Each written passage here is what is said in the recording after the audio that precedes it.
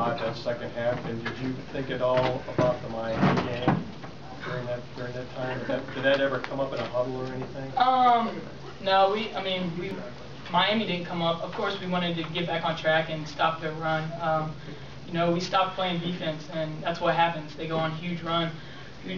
Chastity hit some great shots, and we needed to do better on defending her and defending the screens, and I'm just glad we came out with a win. Do you think the fouls, was that the seeds of this?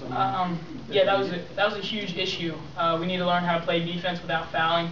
I think we had 4 people with 3 fouls at one point. Myself, Izzy, Shar, and somebody else, I think, was in pretty bad foul trouble. So we just need to learn how to play without fouling so much. We sent them to the line way too much. Taber, because of that, you ended up having to guard in the paint. I mean, a lot of times you were picking up 6'7", a little bit taller than you. Just talk about your effort in the paint to guard much taller players than yourself.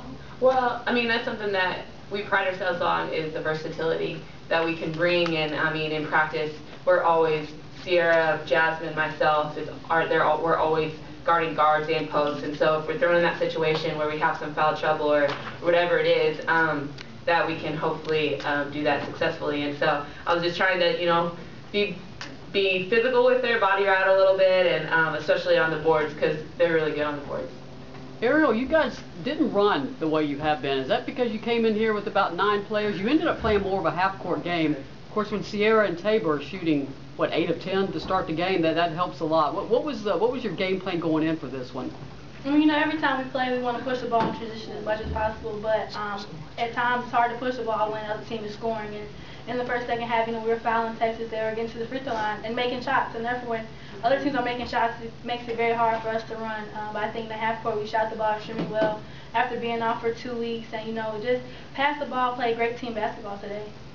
For any of the players, Chastity scores 31, and Tennessee has 6 girls in double figures. Do you feel like the depth of your team, like the teamwork, is the difference between the 2 teams? I think we're extremely balanced, and that's one of our strengths. We have, at any moment, any given day, somebody can go out and score 20. But the fact that we have how many players in double figures, 6, that says a lot for our team basketball. And I think too, especially playing against, Texas, Baylor, top 15 opponents, it's a lot harder if you have balance. And we know that we're not necessarily the biggest team in the country, so we're going to have to play balanced, and we're going to have to, take this kind of balanced scoring effort and go in and when we play Baylor, Stanford, etc. So. Ariel, with Andrea Carter obviously done with the shoulder surgery, you're going to log a lot of minutes at point. You went 37 today. Do you feel like you're in a better position to do that as a sophomore than you were as a freshman? I think so. You just know what it takes mentally. This game is 90% mental, as we all know, and so, with her going down, she's always there encouraging me, like, I got to get in shape, in practice. I'm trying to go through every possession and just getting myself prepared physically to be able to play minutes, because I know that's what I'm going to do for us to be successful.